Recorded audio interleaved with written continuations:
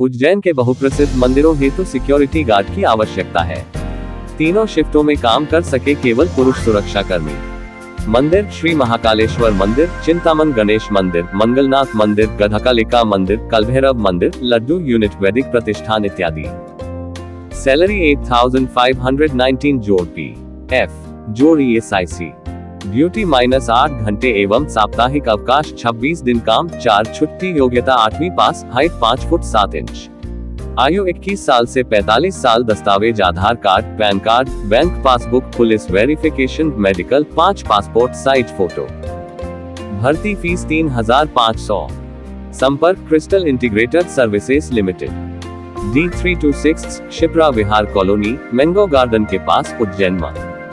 Note interview और call करने का समय सुबह 10 बजे से शाम 6 बजे तक।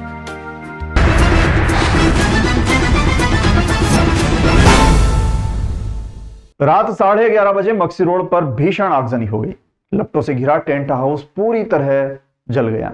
3 फायर फाइटर और 1 वाटर लॉरी मौके पर पहुंची। दमकल की गाड़ियों ने करीब 30 से 40 दमकल कर्मियों ने मिनटों की मशक्कत के बाद आग पर काबू पाया।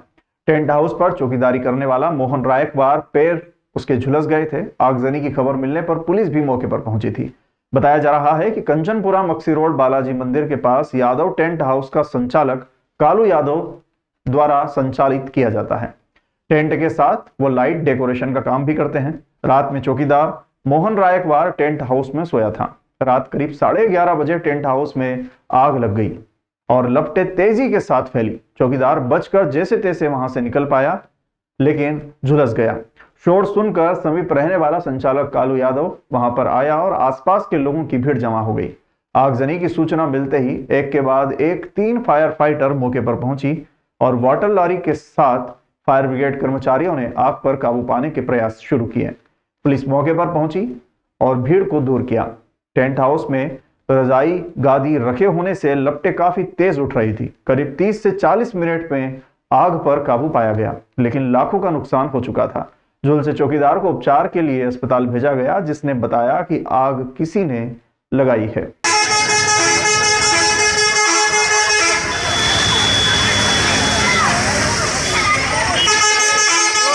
महाशिवरात्रि की तैयारी को लेकर कलेक्टर की अध्यक्षता में प्रशासनिक संकुल में एक बैठक संपन्न हुई। 8 मार्च को महाशिवरात्रि पर्व मनाया जाएगा। इस महापर्व की तैयारियों के लिए उज्जैन कलेक्टर नीरज सिंह की अध्यक्षता में प्रबंध समिति की बैठक आयोजित की गई। बैठक में निर्णय लिया गया कि पिछली बार की तरह ही इस बार भी सारे इंतजाम किए जाएंगे। प्रशासन को उम्मीद है कि इन 3 दिनों में 15 लाख से अधिक भक्त भगवान महाकाल के दर्शन करेंगे। नए साल की दर्शन व्यवस्था महाशिवरात्रि की रिहर्सल थी।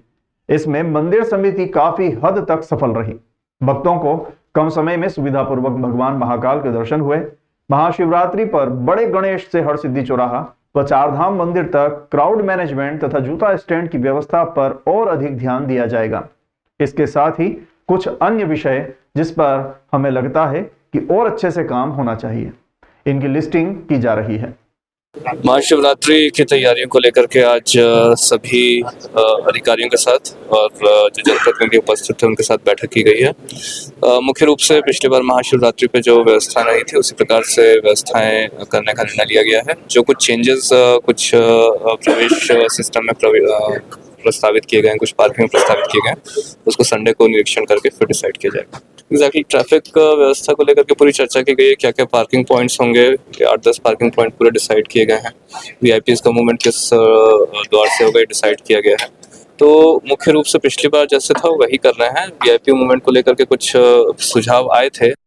पूरा यात्रा लंबी है, मतलब उसे घूम करके पूरी उसी जगह पे पहुंचना पड़ता है, ये बात सही है।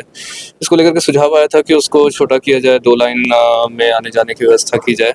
तो लेट्स सी, अगर वो प्रैक्टिकली पॉसिबल होगा तभी इम्प्लीमेंट हो पाएगा, अदरवाइज जो पुरानी व्यवस्था है उसकी जारी। सम्राट विक्रमादित्य, उनके युग, भारत उत्कर्ष, नवजागरण और भारत विद्या पर एकाग्र विक्रमोत्सव का आयोजन 1 मार्च से 9 अप्रैल तक उज्जैन में भव्य स्तर पर किया जाएगा। 1 माह से अधिक समय तक चलने वाले आयोजन में विक्रमादित्य वैदिक घड़ी और विक्रम पंचांग का लोकार्पण भी किया जाएगा।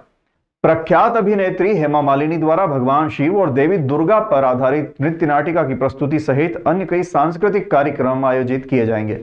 उज्जैन में 1 मार्च से 9 अप्रैल तक भव्य स्तर पर विक्रम उत्सव का आयोजन किया जाएगा। 1 माह से अधिक समय तक विभिन्न सांस्कृतिक कार्यक्रम आयोजित किए जाएंगे। विक्रमादित्य शोधपीठ के संचालक डॉक्टर श्री राम तिवारी ने शुक्रवार को प्रिंट और इलेक्ट्रॉनिक मीडिया के प्रतिनिधियों के समक्ष पावर पॉइंट प्रेजेंटेशन के माध्यम से विक्रम उत्सव के आयोजन के संबंध में विस्तार से जानकारी दी। कलेक्टर नीरज कुमार सिंह ने आयोजन के संबंध में मीडिया से चर्चा भी की। जानकारी भी दी गई कि आगामी 1 मार्च को विक्रम उत्सव के शुभारंभ के साथ साथ पहले कलश यात्रा शासकीय कन्या महाविद्यालय से शोधपीठ परिसर तक निकाली जाएगी। इस दिन वैदिक घड़ी का लोकार्पण, वराह मिहिर वेदशाला, जंतर मंतर में एवं विक्रम पंचांग, आर्ष भारत पर आधारित पुस्तकों का लोकार्पण भी कालिदास एकेडमी में किया जाएगा।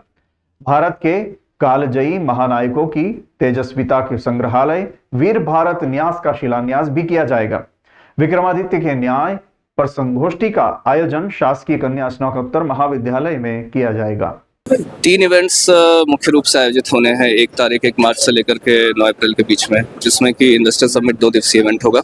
बाकी 40 दिवसीय इवेंट विक्रम उत्सव और विक्रम व्यापार मेला रहेंगे। इसी की तैयारियों को लेकर के आज मीडिया ब्रीफिंग की गई थी और विभिन्न विषयों पर मीडिया को ब्रीफ किया गया है कि इंडस्ट्रियल समिट का क्या स्वरूप रहेगा, विक्रम उत्सव में कौन कौन से आर्टिस्ट आ सकते हैं, व्यापार मेला में कितनी ऑटोमोबाइल इंडस्ट्रीज आ रही हैं, इन सब पे ब्रीफिंग थी। सर, इन्वेस्टमेंट जो हो रही है उसमें कितना इन्वेस्ट होने की संभावना है, आप कितना?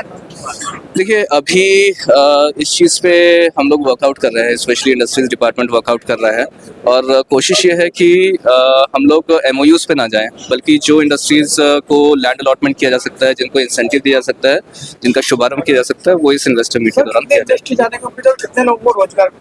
देखिए, करीब 800 पार्टिसिपेंट्स इसमें रहेंगे। 800 पार्टिसिपेंट्स रहेंगे तो हमें उम्मीद है कि 100 के करीब इंडस्ट्रीज तो इसमें आएंगी ही।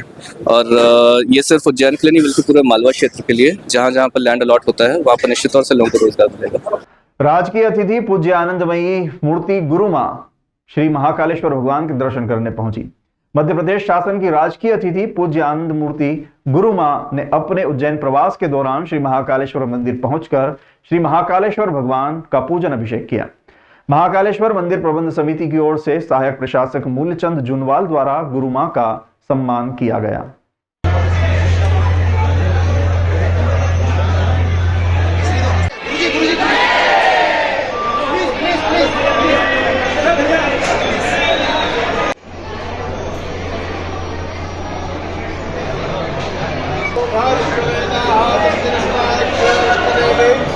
स्वस्ति लोग रहे